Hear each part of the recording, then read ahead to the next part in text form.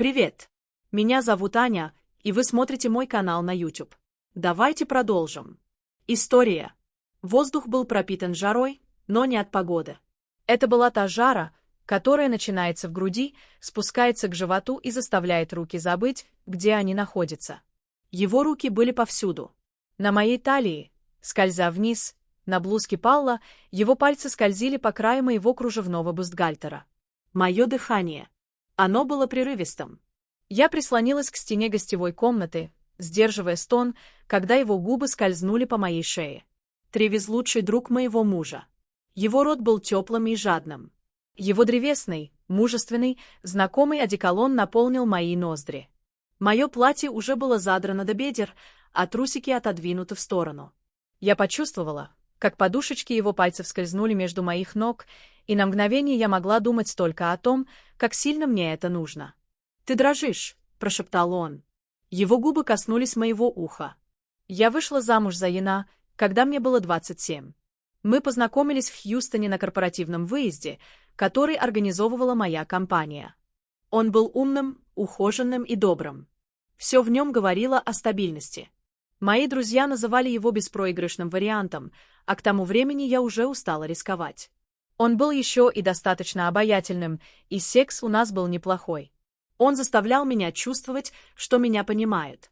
И после нескольких бурных месяцев мы съехались, обручились и поженились на прекрасной церемонии недалеко от Остина. Мечта о жизни в пригороде, белые заборчики, золотистый ретривер по кличке Макс. Вы понимаете, о чем я? Но все меняется, не так ли? В одночасье, медленно, незаметно, Йен начал работать дольше. Повышение означало больше стресса, более долгие ночи, больше времени вдали от дома. Я понимала, но терпела.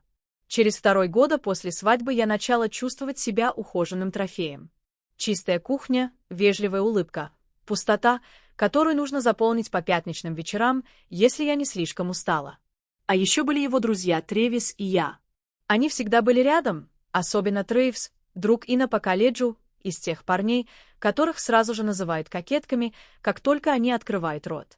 Высокий, широкоплечий, с той самой суровой техасской аурой, от которой женщины дважды оборачиваются на заправке. Его уверенность была безграничной, а сам он был тихим, наблюдательным, работал в ИТТ, говорил медленно и следил за всем, особенно за мной. Трейвс подмигивал мне, когда я наклонялся, чтобы взять пиво из холодильника. Я задерживался на кухне немного дольше, чем нужно, пока готовил. Сначала это казалось безобидным, польстило моему самолюбию, который не любит излишнего внимания. Но однажды вечером это перестало быть невинным. Мы устраивали барбекю с друзьями Ина и соседями. Гриль был раскален, музыка громкая, пиво лилось рекой. Ин выпил слишком много, и к 10 вечера он уснул на диване. Я наводила порядок, когда он подошел сзади, достал пиво из холодильника и наклонился слишком близко. «Ты всегда хорошо выглядишь в этом платье», — тихо сказал он. Я повернулась и подняла бровь. «Ты видел меня в нем раньше?» «Да». Он лукаво улыбнулся. «Но сегодня ты наденешь его ради меня». Мне следовало рассмеяться. Мне следовало сказать ему, чтобы он остановился. Но я не сделала этого. Вместо этого я улыбнулась. Не льсти себе слишком сильно. Он сделал еще один шаг ближе, достаточно близко, чтобы почувствовать запах пива от его дыхания. Ты слишком красива, чтобы быть с мужчиной, который ложится спать раньше 10. Я замерла. Впервые за несколько месяцев кто-то увидел во мне не жену, не домохозяйку, а женщину. Мне следовало уйти без всяких проблем вместо этого. Я прошептала: «Может быть, мне нужен кто-то, кто напомнит мне, каково это быть увиденной». Я не планировала этого. Поначалу нет. Но мысли о нанометров, о его уверенности, его смелости не давали мне спать по ночам. Я лежала рядом с Интабой. Руки Тревиса были на мне, его губы, то, как он понижал голос, когда флиртовал. 2 недели спустя это случилось, и он пригласил Тревиса посмотреть игру. Они пили, смеялись, вспоминали студенческие годы. Я извинилась, сказав, что иду спать пораньше, но осталось ждать, слушать, и, наконец, он уснул. Я зашла в дом в халате. Тревис все еще был на диване. Он посмотрел на меня и улыбнулся. а не могла уснуть. Я ничего не сказала, просто подошла. Я села рядом с ним и позволила халату сползти достаточно низко, чтобы показать бедро. Его глаза потемнели. «Ты уверена?» Я кивнула, и вот так черта была пересечена. Я знала, что это неправильно. Я поняла это в тот же миг, как забралась на него сверху. Мой халат едва свисал с плеч, его руки сжимали мои бедра, словно он умирал от голода, а я была его последней трапезой. Но я не остановилась, потому что чувство желанности, настоящей желанности, никогда не забывается. Однажды испытав это, я каждый раз чувствовала это благодаря Тревису. Каждый шепот, каждое прикосновение, каждый раз, когда он обнимал меня, словно я была для него больше, чем просто женой. А потом наступила ночь, которая все решила. Ночь, когда мы оба зашли слишком далеко, чтобы притворяться, что ничего не произошло. Это был вечер покера, и Иэн обычно устраивал игры раз в месяц. Обычно их было только трое — Йен, Тревис и Эм. Я всегда готовила им закуски, подавала напитки, а потом исчезала, чтобы уделить им немного времени. Но на этот раз кто меня пригласил остаться ненадолго. Он сказал, что ему приятно мое присутствие, что я поддерживаю веселую атмосферу. Поэтому я подыграла, надев простую черную футболку без бюстгальтера и серые шорты, которые идеально сидели на мне. Я сделала вид, что не замечаю, как Тревис смотрит на меня, пока я наклоняюсь над столом, чтобы поднять пустые бутылки. Микки, но его взгляд задержался. Всегда наблюдает, всегда. Молча, когда принесли 4-ю порцию виски, уже еле передвигал ноги. «Я пойду спать», — пробормотал он. «Вы, ребята, закончите без меня». И именно это он и сделал прямо в кресле, крепко заснув. Я взглянула на Тревиса и подняла бровь. Покерный вечер закончился. Элсон Риа. Похоже, пора играть в уличный покер. Да. Я рассмеялась, закатив глаза. Осторожно, я азартный игрок. Микки встал и взял куртку.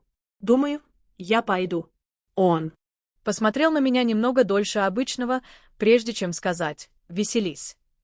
Джад, как он это сказал, словно знал, словно хотел, чтобы что-то произошло. Когда дверь закрылась за ним, Тревис наклонился вперед, уперев локти в колени. «Ты опасен. Знаешь, почему ты притворяешься, что не знаешь, насколько ты сексуален? Но знаешь...» Я наклонила голову, медленно проводя пальцем по бедру. Тсен. Его глаза потемнели. На этот раз он не спросил разрешения. Он встал, обошел стол, взяв меня за запястье, поднял на ноги. Наши губы соприкоснулись страстно, жадно, настойчиво, словно прошлого раза было недостаточно. Его рука оказалась под моей рубашкой. За считанные секунды. Я застонала, когда он прижал меня к холодильнику, сбросив магниты на пол. «Спальня?» — спросил он между поцелуями. Я покачала головой. «Диван». Я прошептала, его и не нужно было уговаривать. Он одним быстрым движением сорвал с меня шорты и трусики. Он уложил меня на подушки и скользнул языком между моими бедрами, как мужчина, точно знающий, что делает. Я так сильно прикусила губу, что она чуть не пошла кровь. Йен был всего в 3 метрах от меня, храпел на диване, совершенно не подозревая, что его лучший друг заставляет свою жену стонать прямо через всю комнату. Это было опасно, это было безумие, и это было именно то, чего я хотела. Мы продолжали неделю за неделей счастливый гитус в прачечной поездке на машине, которые заканчивались на парковках мотелей. Я жила двойной жизнью, чувствуя вину и эйфорию. Ан ничего не подозревал. Он целовал меня на ночь. Он говорил, что гордится мной за то, что я поддерживаю порядок в доме, и засыпал, пока я писала Тревису под одеялом. Слово. Да, дело было уже не только в Тревисе, потому что потом появился Мик. Был четверг вечер, и уехал по делам. Поездка. 3 дня в Даллас. Тревис был занят, и я думала, что вечер пройдет спокойно с вином и телевизором, пока не получила сообщений. «Мик, ты свободен сегодня». Я моргнула, глядя на экран. Мик застенчивый. Тот, кто всегда смотрел на меня так, будто знает больше, чем говорит Иэн. Я ответила, что случилось. Он ответил, я видел тебя в ночь покерной игры. Ты покорила мое сердце. Он остановился. Я быстро напечатала. Что значит? Ты меня видел? Спросил Мик. Вы с Тревисом думали, что я ушел, но я забыл часы. Я тихо вернулся. И да, я тебя видел. Я чуть не бросила телефон на пол, но его следующее сообщение заставило меня замереть. Майк, я не злюсь. Я просто удивляюсь, почему он, а не я. В тот момент у меня сжался желудок. Я подождала час, прежде чем ответить. Венесуэла не теряла времени. К 10 часов вечера он был у моей двери. Я открыла ее, одетая только в шелковый халат. Опять же, сначала он ничего не сказал, просто вошел. Он оглядел меня с ног до головы. «Ты уверена?» — спросил он. Я кивнула, а потом он поцеловал меня. Мик не был таким грубым, как Тревис. «Не спеши». Он не стал брать слова, а раздевал меня нежно по кусочку. Он прикасался ко мне так, словно я была священной. Он шептал мне на ухо такие вещи, от которых я дрожала так, как сама не представляла. Та ночь не была быстрой. Она была долгой, глубокой, полной взглядов, тихих стонов и шепотных признаний. И впервые я почувствовала нечто большее, чем просто желание. Я почувствовала, что меня желают как личность, и это пугало меня больше всего, потому что это был уже не один тайный роман, а два.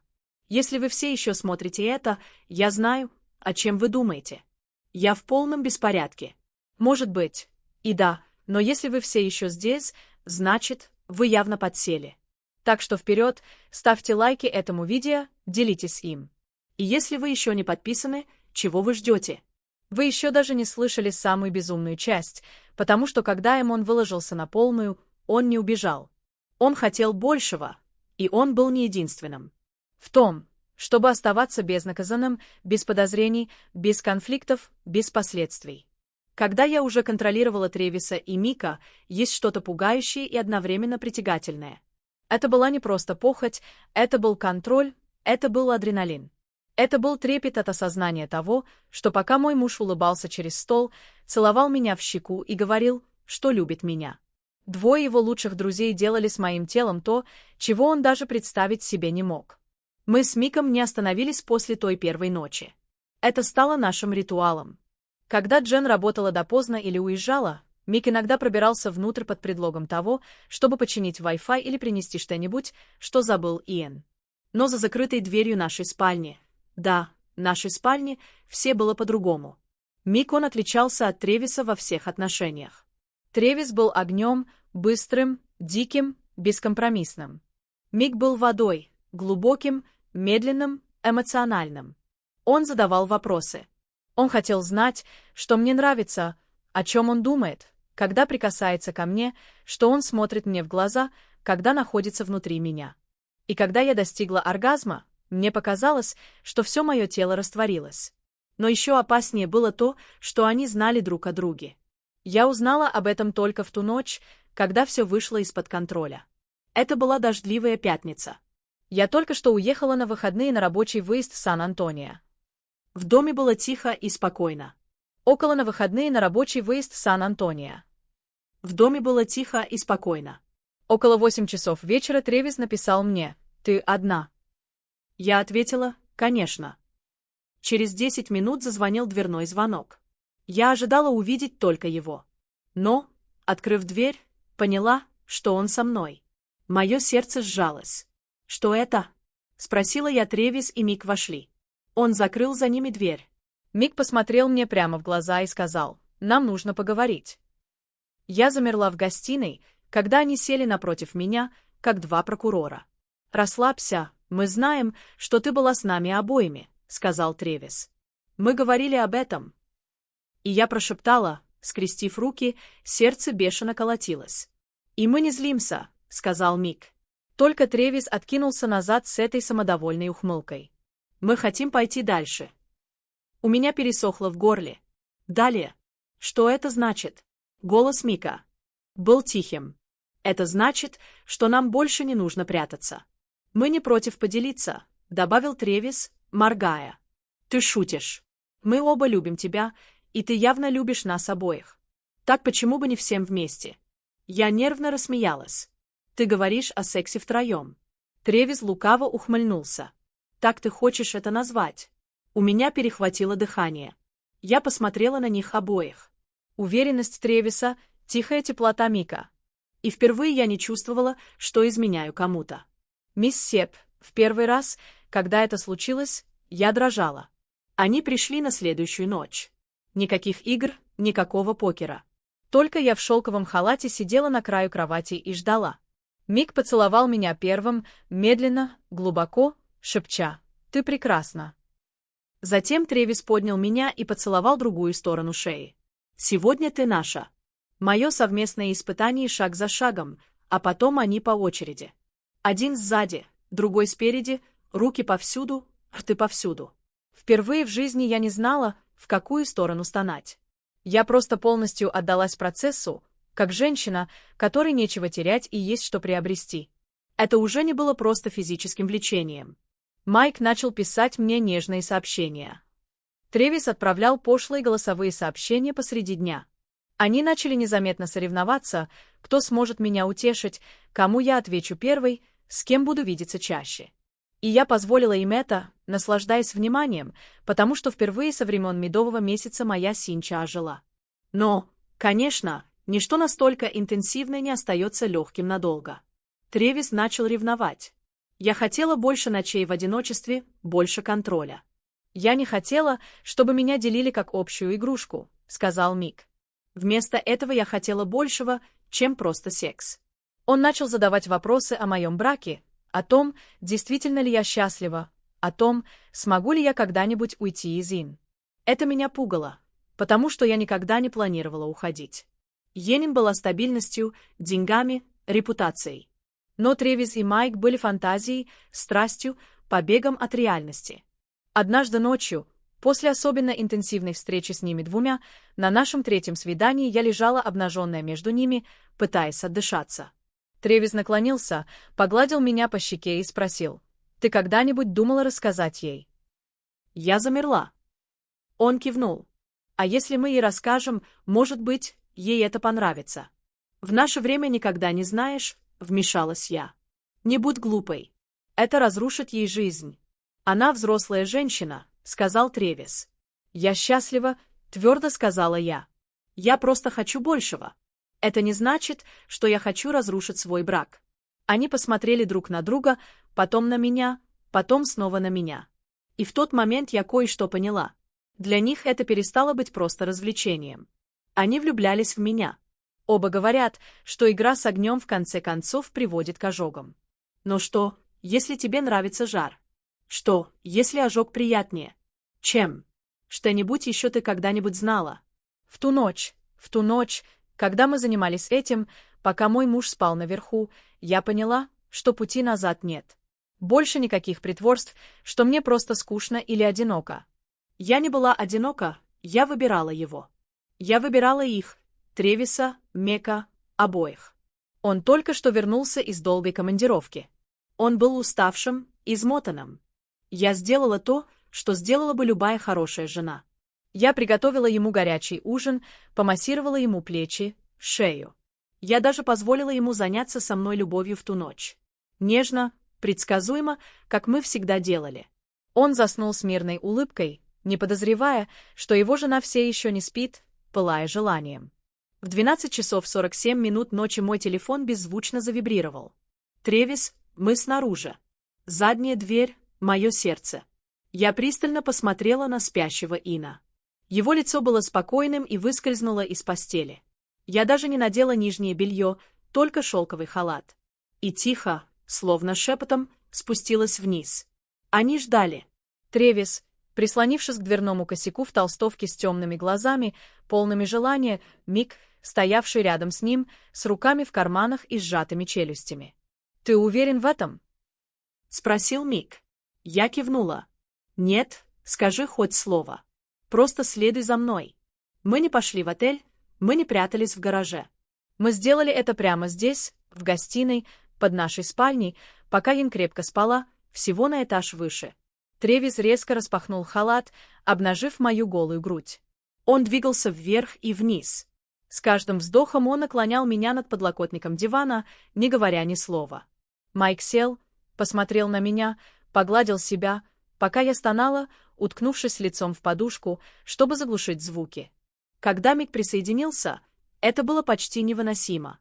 Руки хватали, губы кусали, шепот, словно грех, касался моей кожи. «Тебе это нравится, правда? Твой муж прямо наверху. Он не прикасается к тебе так, как мы». И они были правы, честно говоря. Ан, мне это очень понравилось. Мы занимались этим часами. Ан, делали перерывы, начинали снова.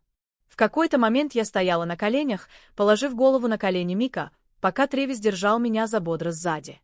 И посреди всего этого мне написал муж: «Йен, где ты?» Я думал, ты в постели. Я замерла, ошеломленная. Вытерла рот, взяла телефон и ответила: «Я внизу. Хавхембер, я скоро поднимусь». Эм усмехнулся. Тревис улыбнулся, и они продолжили. Он был как наркотик. Я чувствовала себя опьяненной властью, удовольствием, опасностью. Геу, мы закончили. Примерно в 3 часа 14 минут утра я поцеловала их обоих на прощание у задней двери и прыгнула в душ, как ни в чем не бывало. Я забралась под одеяло рядом с сыном. Он подвинулся, обнял меня и прошептал: «Я люблю тебя, Энсон Рэй в темноте. Я тоже тебя любила». И, возможно, часть меня все еще любила, но не так сильно, правда. После той ночи все не закончилось. Мы с Тревисом продолжали спать вместе. Когда появлялась возможность, отношения с Миком становились все более эмоциональными. Сообщения днем, нежные, тайные поцелуи, даже долгие прогулки, во время которых мы просто разговаривали, прикасались друг к другу и дразнили друг друга. Йен все еще ничего не подозревающая, все еще любящая, все еще моя.